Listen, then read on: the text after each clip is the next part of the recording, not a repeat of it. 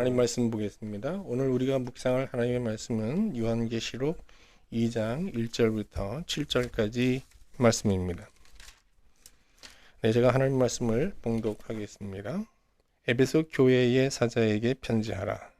오른손에 있는 7뼈를 붙잡고 일곱 금초대 사이를 거니시는 이가 이르시되 내가 내 행위와 수고와 내 인내를 알고 또 악한 자들을 용납하지 아니한 것과 자칭 사도라 하되 아닌 자들을 시험하여 그의 거짓된 것을 내가 드러낸 것과 또 내가 참고 내 이름을 위하여 견디고 게으르지 아니한 것을 아노라. 그러나 너를 책망할 곳이 있나니 너의 처음 사랑을 버렸느니라. 그러므로 어디서 떨어졌는지를 생각하고 회개하여 처음 행위를 가지라. 만일 그리하지 아니하고 회개하지 아니하면 내가 네게 가서 내 촛대를 그 자리에서 옮기리라. 오직 내게 이것이 있으니 내가 니골라당의 행위를 미워하는도다. 나도 이것을 미워하노라. 귀인 자는 성령이 교회들에게 하시는 말씀을 들을지어다. 이기는 그에게는 내가 하나님의 낙원에 있는 생명나무의 열매를 주어 먹게 하리라. 아멘. 지금 우리는 요한계시록 2장 3장에 수록되어 있는 주께서 터키 7교회에 보낸 편지 내용을 영적 상태 순으로 이렇게 살펴보고 있습니다. 터키 7교회의 영적 상태를 이렇게 구분해 보면요, 영적인 이렇게 상위권에는 어떤 교회가 있죠? 빌라델비아 교회, 또 서머나 교회가 있죠. 그리고 하위권에는요, 지난주에 살펴봤어요. 라오디게아 교회, 사대 교회가 있어요. 그러면 그 사이 중위권에는요, 오늘 우리가 살펴볼 버가모, 두아디라, 에베소 이런 교회들이 있죠. 이제 오늘 이렇게 그 7교회의 그 중위권에 해당하는 이 세 교회에게 주께서 보내신 편지 내용을 이제 살펴보려고 하는데, 이 편지 내용을 보기 전에 이 세 도시의 뭐 특성부터 잠깐 살펴볼게요. 이 세 도시 중에 가장 큰 도시는 에베소입니다. 에베소. 로마는 이제 경기장을 지을 때, 이제 원형 경기장을 지을 때 그 도시 주민의 이제 10분의 1 정도가 이제 들어갈 수 있는 크기로 지었다고 해요. 근데 에베소에 가면은 뭐, 저는 못 가봤지만 가본 분들은 이제 거기 25,000명 정도 이렇게 수용할 수 있는 원형 경기장이 있다고 하잖아요. 지금도 그 잔재가 남아 있고요. 그러니까 그 당시에 에베소에는 한 25만 명이 거주하는 도시였던 거예요. 항구 도시였던 거예요. 굉장하지 않아요? 25만 명? 어마어마한 도시였던 거예요. 그러니까 터키 7도시 중에 가장 큰 도시죠, 사실 규모적으로는. 이 항구 도시 에베소를 사람들은 이제 당시에 아시아의 시장이라고 불렀습니다. 그러니까 이게 아시아에서 이제 로마 본국으로 하는 모든 물류는 일단은 에베소를 통해야 되는 거예요. 그러니까 뭐 이 시장이 엄청나게 컸던 거죠. 그러니까 자연스럽게 뭐 에베소에는 뭐 상업과 무역 그리고 뭐 금융업이 크게 이제 융성하고 있었던 겁니다. 그런데 이 세 도시 중에 뭐 규모는 이제 작지만 에베소보다 작지만 더 중요한 역할을 하는 도시가 있어요. 바로 버가모입니다.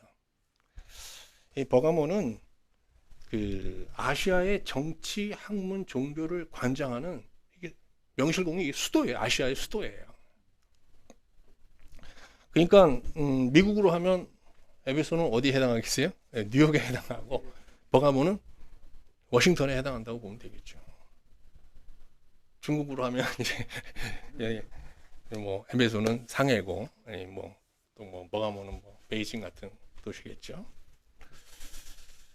그러면 두아디라는 어떤 도시일까요? 두아디라는요, 에베소와 버가모에 비할 수 없이 아주 작고 사실은 유명하지 않은 그냥 상업 도시입니다. 두아디라는 현재 그 터키의 그 아키사인데요. 당시에는 이제 이게 모직물로 이제 유명한 도시였고요. 의류계통의 이제 상업이 이제 발전한 그런 도시였다고 해요. 여러분 잘 아시는 그 빌립보 교회를 개척한 바울과 함께 개척한 진주 장사 루디아도 이 두아디라 출신입니다. 그러니까 두아디라가 많은 상인을 배출하는 이제 그런 도시였던 거죠. 그런데 이제 우리가 이제 요한계시록 2장 3장을 보면요, 주님은요 이 가장 작고 또 덜 유명한 이 두아디라 교회에 가장 긴 편지를 보냅니다. 그래서 오늘은 이 주께서 두아디라 교회에 보낸 편지부터 한번 살펴보겠어요. 여러분 두아디라 교회는요 하나님을 정말 열정적으로 섬기면서 영적으로 진보하는 아주 건강한 교회예요. 정말 이게 모델이 될 만한 아주 건강한 교회예요.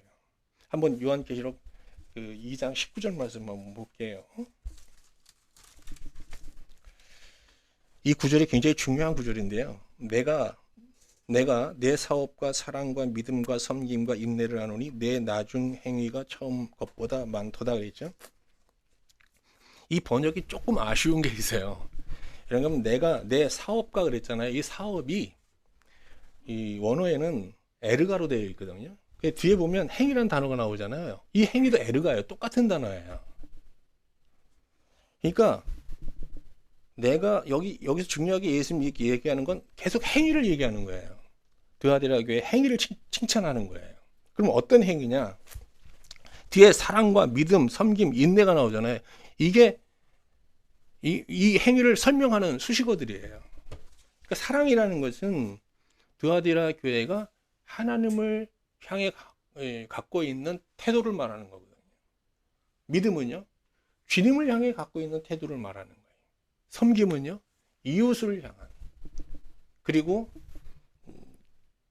인내는요, 세상의 박해를 향한 태도를 말하는 거예요. 그러니까 교회는 이 내 행위에 의해서 사실 평가되는 거예요. 교회는 기본적으로 하나님의 사랑 안에, 방향의 위죠. 이게 사랑이라는 건. 하나님의 사랑 안에 거하려는 열망이 있어야 되는 거거든요. 그리고 어떻게 해요?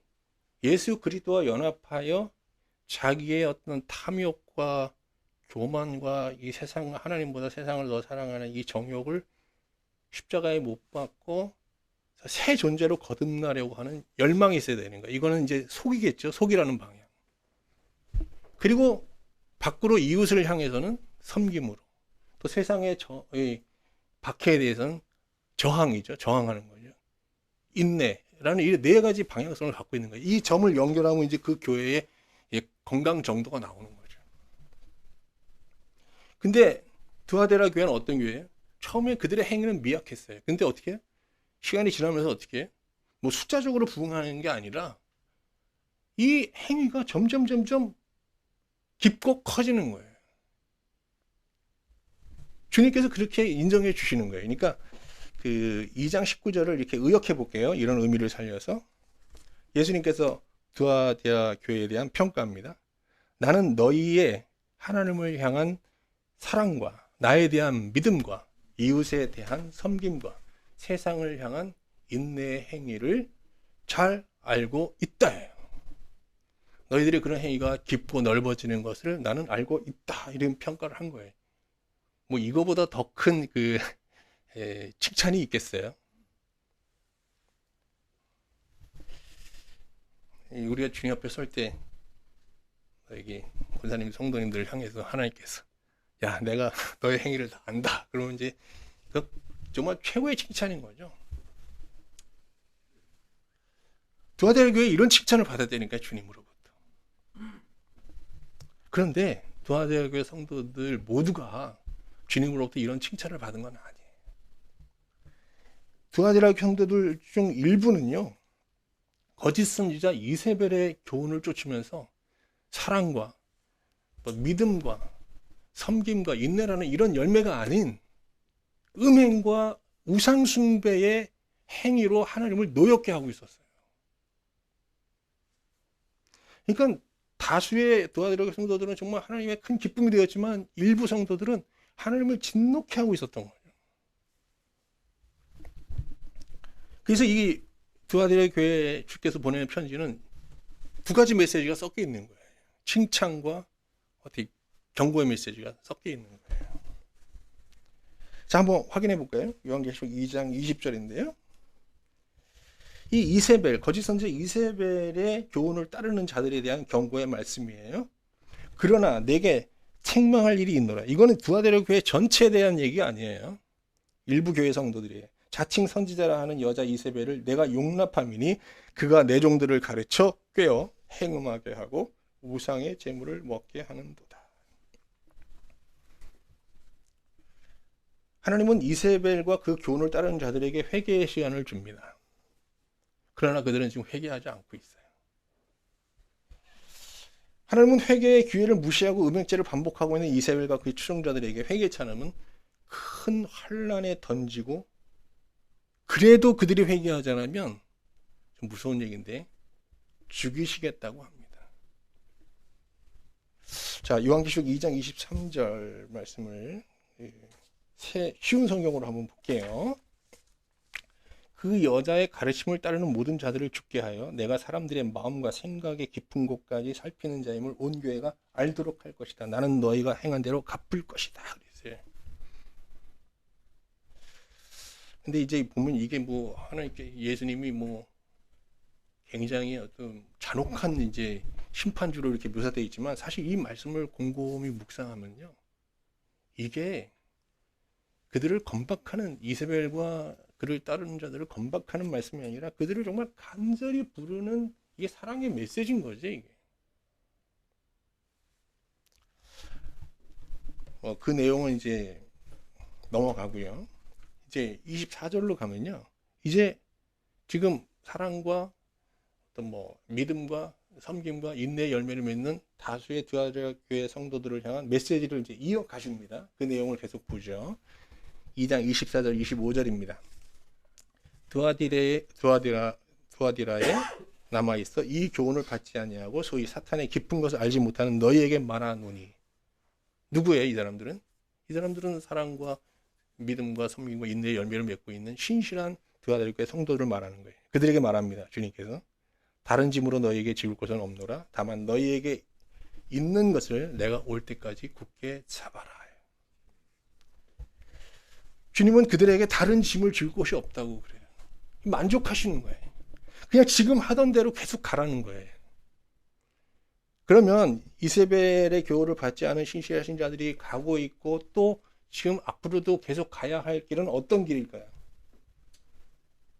그것은 말씀 묵상을 통해서, 기도와 말씀을 통해서 늘 자신을 돌아보면서 주님이 가신 그 영혼의 본향길을 향해서 매일매일 걸어가는 생명의 삶을 살아가는 거예요. 영생의 삶을 살아가는 거죠. 두아디라 교회 안에는요, 이렇게 자신을 돌아보면서 정말 영생을, 영원한 본향을 향해 갈 수 있는 이런 진정한 복음, 참된 복음이 선포되고 있었던 거예요. 그럼에도 불구하고 일부 신자들은요, 이 복음을, 이 순전한 복음을 거부하면서 거짓 선지자 이세벨이 전하는 뭐 유사 복음 혹은 거짓 복음을 맹종하고 있었거든요. 그리고 열광하고 있었던 거예요. 왜 그랬을까요?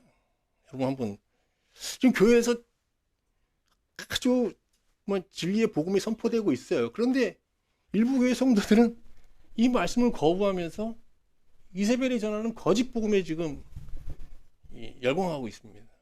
이들은 왜 이렇게 거짓 복음 미혹되었을까요? 사실 이 진리의 복음이라는 것은요, 우리에게 들을 때 바로 위로가 되고 뭐 기쁨이 되고 이러는 복음은 복음인데, 그런 우리가 정말 들으면 바로 위로가 되고 기쁨이 되는 사실 그런 단순한 진리가 아니에요. 이 진리의 복음을 들으면요, 이 복음이 정말 좌우의 날선 검과 같이요, 우리를 그냥 우리의 심령을 사정없이 그냥 해체하면서 들어오거든요. 그래서 우리 안에 숨겨져 있는 탐욕과 정욕과 교만을 낱낱이 폭로하면서 하나님 앞에 완전히 그냥 꼬꾸라지게 만들고, 뭐 심지어는 뭐 사망, 음부, 뭐 나아가 티끌의 사이를 우리를 막 내몰아 버린단 말이에요. 그러니까 이게 보통 고통스러운 게 아니에요. 물론 이런 진리의 복음이라는 게 우리에게 뭐 우리의 심령을 해체하면서 회개만 촉구하는 것은 아니고, 그 회개의 시간을, 그 고뇌의 시간을 견디다 보면은 우리가 새 존재로 거듭나는 어떤 구원의 기쁨을 누리게 되죠. 근데 그 구원의 기쁨을 진정 누리기까지는요, 이 진리의 복음은 너무 감당하기 힘든 고통스러운 말씀이고 지루한 말씀이고 고단한 말씀으로 받아들여질 수밖에 없는 거예요. 이걸 견뎌야 되는 거거든요. 요새 이렇게 뭐 이제 식사를 하면서 지금 옛날에 이렇게 제가 뭘 먹고 살았나 이렇게 한번 이렇게 돌아보면 어렸을 때 맨날 콩나물하고 두부만 먹은 것 같아요. 단백질 섭취가 거의 없었던 것 같아요. 아, 그래도 그거 먹고요. 이렇게 자랐잖아요. 그래도 뭐, 사실은 그 진리의 말씀이라는 게, 진리의 복음이라는 것이 그렇게 맛있는 음식으로 하면 그렇게 맛있는 음식이 아니거든요. 매일 먹는 그 밥의 그 나물이에요. 근데 그거 먹다 보면은 어느 순간에 모든 건강이 회복되고 또 성장하게 되고 성숙되어지게 되는 거죠. 오늘 드아델 교회 일부 성도들은 이 진리의 복음을 들으면서 이 말씀 속에서 그 복음이 지향하는 그 구원을 경험하지 못한 거예요. 그러니까 이 말씀이 그들에게 그냥 지루하고 고단하고 정말 피하고 싶은 말씀이 된 거죠. 그런데 이세벨이 어떤 말씀을 전했겠어요? 그들이 듣고 싶어하는 말, 바로 기쁨이 되고 바로 감동이 되고 또 이 세상을, 고단한 이 세상을 살아갈 힘과 용기를 주는 그런 말씀을 들은 거예요. 그래서 열광하고 있었던 거죠. 근데 그 결과는 어떻게 되냐? 하나님에 대한 사랑을 잃어버리고 세상을 사랑하고 하나님보다 하나님 주신 것을 더 사랑하는 그런 음행과 우상의 재물을 먹는 거짓 신자로 그들을 이제 전락시키고 만 것입니다. 자, 이제 주께서 에베소 교회에 보낸 편지 내용을 볼게요. 에베소는 뭐 아까 얘기한 대로 뭐 소아시 중에 규모가 가장 큰 도시인데요. 거기 이제 아볼로가 이제 이 에베소 교회를 개척하게 되죠. 아볼로 누군지 아시죠? 성경에 능통한 사람입니다. 그리고 아볼로의 뒤를 이어서 바울 사도가 3년간 머물면서 이곳에서 이제 에베소 교회를 모감하면서 목회자를 양성하게 되잖아요. 그러니까 에베소가 어떤 교회겠어요? 말씀으로 충만한 교회인 거죠. 그리고 이제 바울이 뭐 로마로 들어가고 또 다른 사역을 하면서 애제자 디모데에게 이제 교회를 목회를 맡기고 떠나게 되는데, 이제 디모데가 목회하는 동안 이 에베소 교회에 다양한 이단들의 공격을 이제 받게 됩니다. 그런데 뭐 잘 아시는 대로 얼마나 이 말씀 위에 견고하게 선 교회겠어요, 에베소 교회가. 이 모든 이단의 공격을 다 물리치게 되죠. 이게 주님도 이것을 칭찬하는 거예요. 그래서 계시록 2장 2절 3절 한번 볼게요. 내가 내 행위와 수고와 내 인내를 알고 또 악한 자들을 용납하지 않은 것과 자칭 사도로 하되 아는 자들을 시험하여 그의 거짓된 것을 내가 드러낸 것과 또 내가 참고 내 이름 위하여 견디고 게으르지 아니한 것을 안다 그러시죠. 에베소 교회는 뭐 말씀에 워낙 그 뭐 진리의 복음 아래 터대 위에 아주 세워진 건실한 교회였기 때문에 뭐 잘못된 신앙 사조나 뭐 우상 이단의 공격 이걸 다 분별해서 다 물리쳤던 거예요. 그리고 신앙의 행위와 수고를 다하고 인내하면서 영적 분별력을 가지고 거짓 사도, 뭐 사도라 하고 교회에 들어오는 자들 다 찾아내서 그들의 거짓을 다 드러낸 겁니다. 그런데 우리가 이제 두아디아 교회 보면 예수님께서 이 두아디아 교회 성도들의 행위를 칭찬하실 때 칭찬하신 행위가 몇 가지예요? 사랑, 믿음, 섬김, 인내잖아요. 근데 에베소 교회에 칭찬하시는 내용을 보면 뭐밖에 없어요? 인내밖에 없어요. 사랑도 없어요. 믿음도 없어요. 섬김도 없어요. 보세요. 6절에 보면요. 오직 내게 이것이 있으니 내가 니골라당의 행위를 미워하는도다. 이단 물리친 것밖에 없어요. 거짓 사도 찾아내서 쫓아낸 것밖에 없어요. 하나님에 대한 사랑, 열망, 하나님의 사모함, 정말 예수 그리스도를 믿음으로 자기를 자기의 어떤 죄성을 끊임없이 십자가에 못 박는 치열한 내적 싸움 이런 거 없어요. 물론 이웃에 대한 사랑도 없어요. 섬김도 없어요.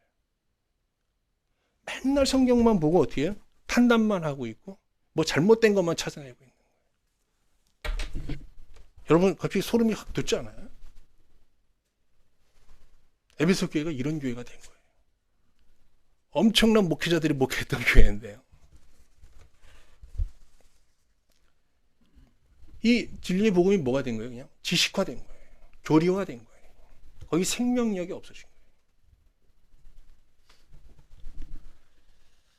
거예요. 에베소 교회가 이렇게 화석화된 가장 큰 이유는요. 이단의 다양한 공격을 받으면서 그 이단과의 싸움에만 너무 몰입했던 것 같습니다. 그러면서 가장 중요한 처음 행위. 예수님이 그러잖아요. 처음 행위. 그것을 회복하라는 건데 그게 뭐예요? 사랑을 잃어버린 거예요. 사랑. 하나님의 사랑 안에 거하는, 하나님의 사귐 안에 거하는 이 사랑을 상실해버린 거예요. 그러니까 뭐 에베소 교회에 대한 처방도 예수님이 간단합니다. 어디서부터 잘못됐는지 찾아내서, 어디서부터 하나님의 사랑을 잃어버렸는지 찾아내서 그 사랑부터 회복하라는 거예요. 아까 얘기한 이게 행위라는 게 순서가 있어요. 사랑이 먼저죠. 그 다음에 어떻게 해요? 그 하나님의 사랑 안에 거하려면 예수 그리스도를 믿으면서 우리가 새 존재로 거듭나야 되잖아요. 사랑하려면 믿음이 따라야 되는 거예요. 또 믿음을 따라다 보면 어떻게 해요? 그 믿음으로 이제 어떻게 해요? 새 존재로서 사랑을 보면 어떻게 해요? 이제 하나님의 마음으로, 하나님의 눈으로 그들을 대하니까 어떻게 해요? 섬김의 삶을 살게 되는 거고. 당연히 세상의 박해로부터 저항하고 인내하게 되는 거고. 이런 삶을 사는 거예요. 근데 에베소 교회는 처음 걸 잃어버리고 맨 마지막 것만 지금 지키고 있는 거예요.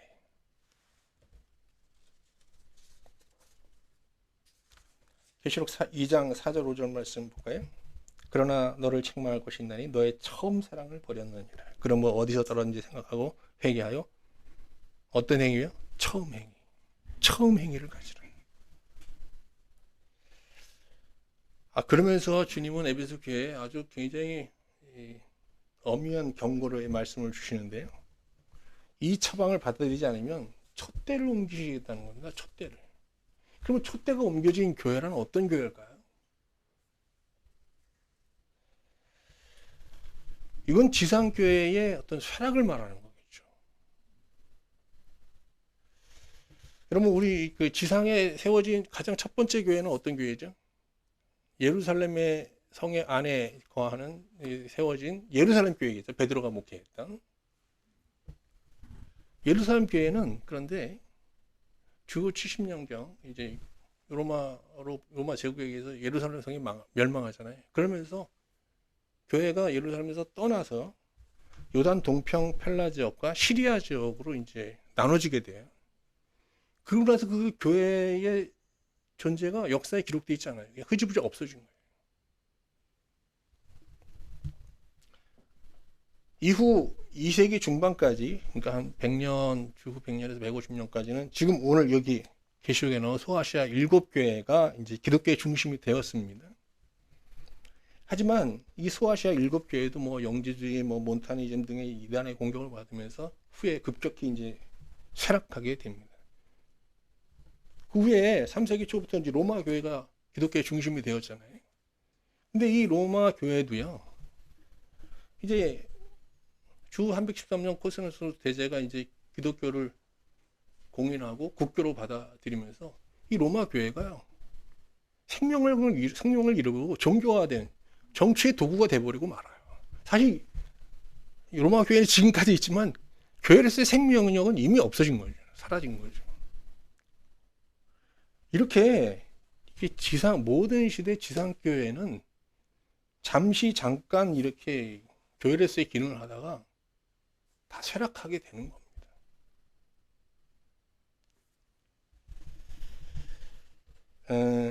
그러므로 신자는 보이는 교회에 소속된과 동시에 영원히 쇠락하지 않는, 보이지 않는 교회에 소속하여 하나님을 섬겨야 되는 거죠.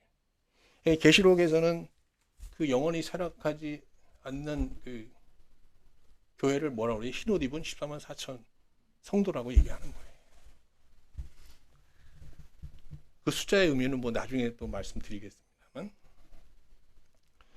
여기서 중요한 것은 보이는 교회는 쇠락하지만 보이지 않는 교회는 영원하다는 겁니다.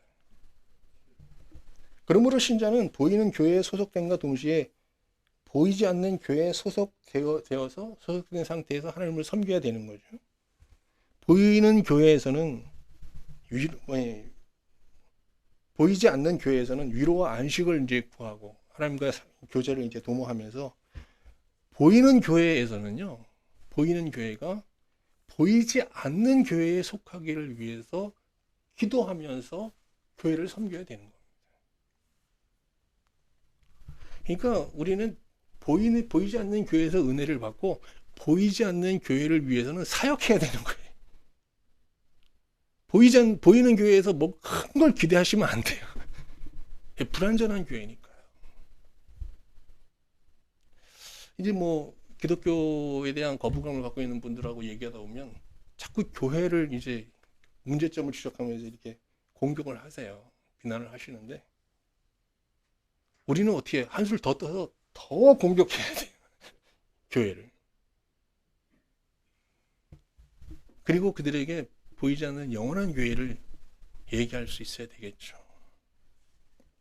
자, 이제 그 버가모 교회, 주께서 버가모 교회에 보낸 편지 내용을 살펴보겠습니다. 앞에서 잠깐 말씀드린 대로 버가모는 이 서아시아의 이제 정치, 종교, 문화를 관장하는 수도입니다. 그러니까 버가모는 어떤 도시겠어요? 이 로마의 고위 관료들이 거주하는 아주 친로마적인 도시인 거예요. 이 친로마적인 버가모에 이제 버가모 교회가 세워지게 되는데요. 버가모 교회는 가장 먼저 로마 제국으로부터 로마 황제 숭배를 강요받게 됩니다. 이에 주님은 버가모를 사탄의 권세가 있는 도시라고 말합니다. 2장 13절 말씀 한번 볼까요? 내가 어디에 사는지를 내가 아노니 거기는 사탄의 권세가 있는 데라. 내가 내 이름을 굳게 잡아서 내 충성된 증인 안디바가 너희 가운데 곧 사탄이 사는 곳에서 죽임을 당할 때에도 나는 나를 믿는 믿음을 저버리지 아니하였도다. 여기서 권자라는 단어는요, 스로노스라고 하는데, 이는 뭐 그냥 말 그대로 왕자를 말하는 거예요. 그러니까 이 버가모는 어떤 곳이에요? 주님이 오실 때 사탄이 지배하는 사탄의 나라인 거예요. 예수님께서 버가모를 사탄이 지배하는 곳이라고 이렇게 단정적으로 말씀하시는 이유는 이 아시아 교회들에 대한 로마 박해가 바로 여기서부터 시작됐기 때문입니다. 버가모에서. 그러니까 이 로마의 박해를 가장 먼저 받은 곳도 버가모겠죠. 근데 그 버가모 교회에 대한 로마의 박해는요, 거기 주교로 사역하시던, 이제 오늘 거기 안디바가 나오죠. 신명 이름이 나오는데 이 안디바로부터 이제 시작됩니다.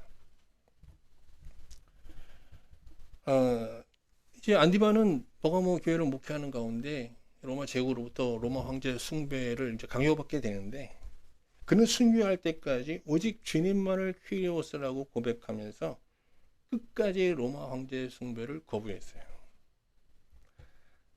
전승에 따르면 그는 도미티아누스 황제 때 황제의 상 앞에 희생 제물을 바치는 것을 요구받았는데 이를 거절하다가 그 앞에서 화형당했다고 합니다. 근데 이 안디바는요, 요한계시록에 보면은요, 이게 순교자들에 대한 언급이 있거든요. 근데 실명은 거론되어 있지 않아요. 근데 요한계시록이 실명을 거론하는 유일한 순교자예요. 안디바가 아주 귀하게 본 거죠, 이분의 순교를. 이처럼 버가모 교회는 순교자 안디바로부터 신앙을 전수받은 정말 이렇게 순전한 교회거든요. 그러면 버가모 교회는 어떤 교회일 거라고 여러분 상상이 되세요? 이런 목회자 밑에서 신앙생활을 했으면 참 성도들도 신실했을 거라고 이제 생각하기 쉽잖아요. 근데 그렇지 않았어요. 2장 14절, 15절 말씀 볼게요. 예수님께서 이 버가모 교회에 두 가지 책망할 것이 있다고 말씀하십니다. 볼까요? 그러나 내게 두어 가지 책망할 것이 있나니 거기 내게 발람의 교훈을 지키는 자들이 있도다. 발람이 발락을 가르쳐 이스라엘 자손 앞에 걸림돌을 놓아 우상의 제물을 먹게 하였고 또 행음하게 하였느니라. 이와 같이 내게도 니골라당의 교훈을 지키는 자들이 있도다. 첫 번째 책망은 발람의 교훈을 지키는 자들을 버가모 교회가 방치하고 있다는 것이고요. 다른 하나는 니골라당의 교훈을 지키는 자들을 또 방치하고 있다는 거예요. 그러니까 버가모 교회는 이 이단의 공격에 그냥 무방비 상태에 있는 거예요. 그럼 무슨 얘기죠? 여기는 진리의 복음이 실종된 교회인 거예요.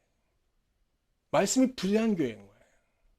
그냥 이것도 하나님 말씀이고 저것도 하나님 말씀이고 그냥 뭔가 그냥 하나님 말씀이라고 하는 건 다 그냥 하나님 말씀은 다 좋은 거야 하면서 그냥 모든 걸 수용하고 있는 교회예요.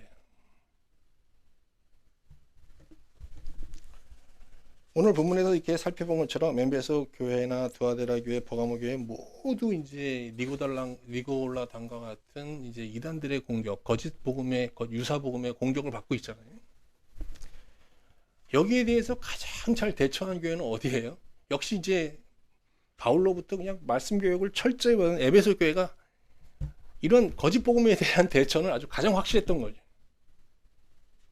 물론 이제 에베소 교회는 또 다른 문제가 있었지만, 그리고 두아데라 보세요. 두아데라 교회는 이것을 부분적으로 차단은 했죠. 그러나 이제 완전히 봉쇄하려는 데는 실패했고요. 그런데 버가모 교회는 어떻습니까? 버가모 교회는 온갖 이단들의 내용들을 거짓 복음을 그냥 다 받아들이고 있었던 거예요. 그러면 버가모 교회에서 강단에서는 어떤 말씀이 선포되고 있었을까요? 어떤 날은 진리의 복음을 전했다, 어떤 때는 유사 복음을 전했다, 어떤 때는 거짓 복음을 했다. 이게 뭐 그때그때 다른 말씀이 막 선포되고 있는 거예요.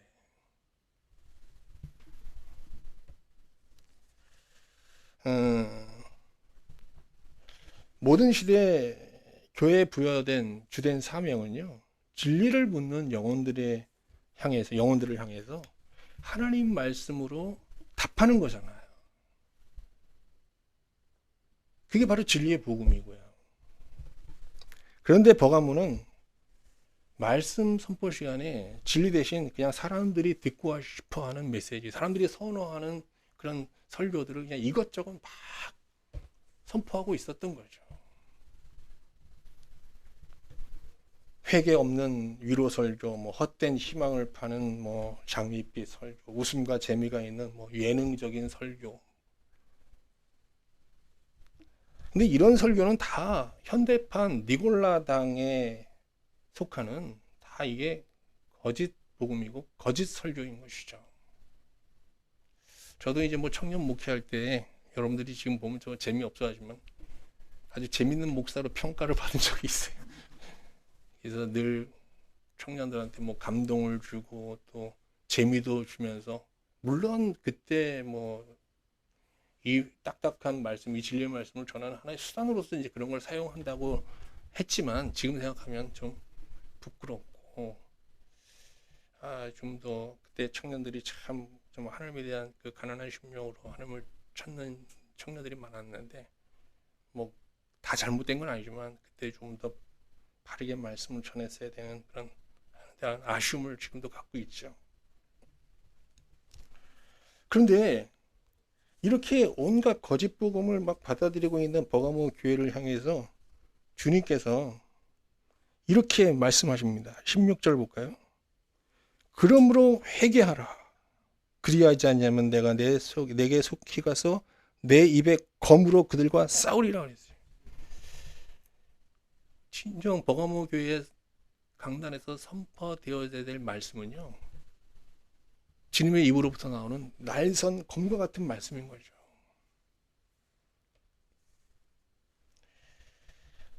니고라당의 교훈을 거부하고 회개하여 좌우의 날선 검과 같은 말씀을 받는 자들에게 주님은 두 가지 약속을 하십니다.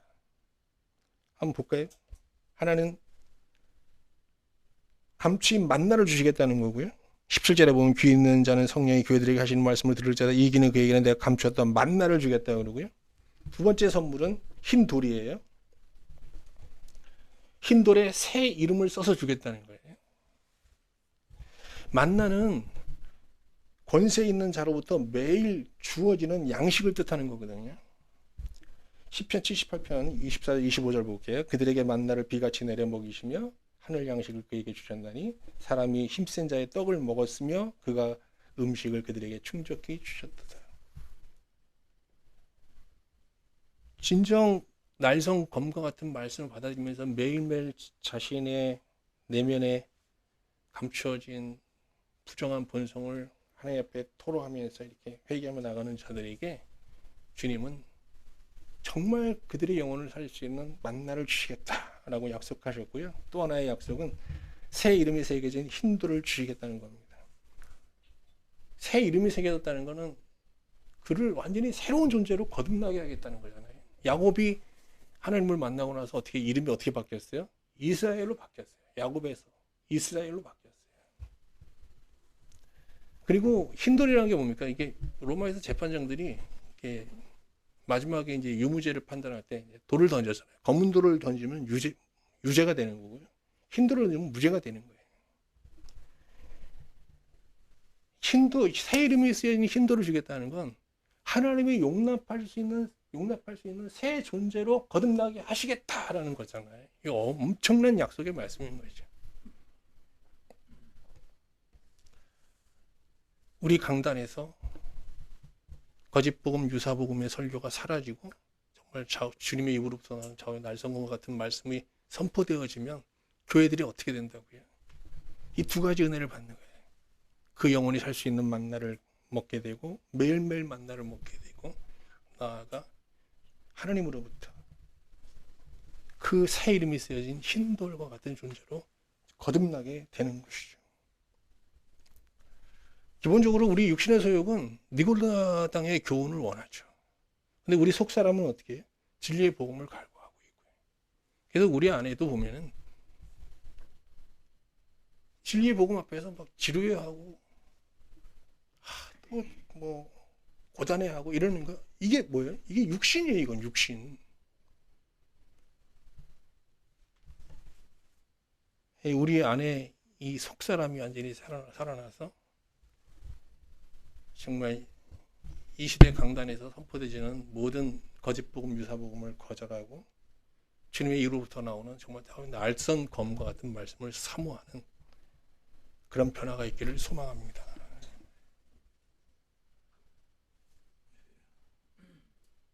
세상적인 재미와 웃음, 쾌락 이런 것들을 교회에서 구할 필요는 없잖아요. 그런 건 세상에 가면 얼마든지 있잖아요. 왜 그걸 교회에서 구하는 거예요? 아무쪼록 여러분과 제가 이 주님의 이후로부터 나온 난설 검과 같은 요한계시록 말씀을 이렇게 묵상해 가는 가운데 지금도 여러분 하나님 앞에 늘 자신의 어떤 부정한 본성을 파헤치면서 이렇게 하나님 앞에 나가겠지만 더 우리의 심령이 주의 날선 검과 같은 말씀으로 더 깊이 찢어질 수 있기를 소망합니다. 더 완전히 우리의 심령이 하나님 앞에 정말 해체되기를 소망합니다. 그래서 더 아프고 고통스럽지만 그런 모습으로 하나님 앞에 나아가 하나님의 긍휼을 구하는 가운데 오늘 요한계시록 안에서 여러분 하나님이 주시는 그 구원의 물을 길어 마시면서 여러분과 제가 새 이름이 새겨진 흰돌로, 깨끗한 흰돌로 거듭나는 은혜가 함께하기를 주님의 이름으로 축원합니다.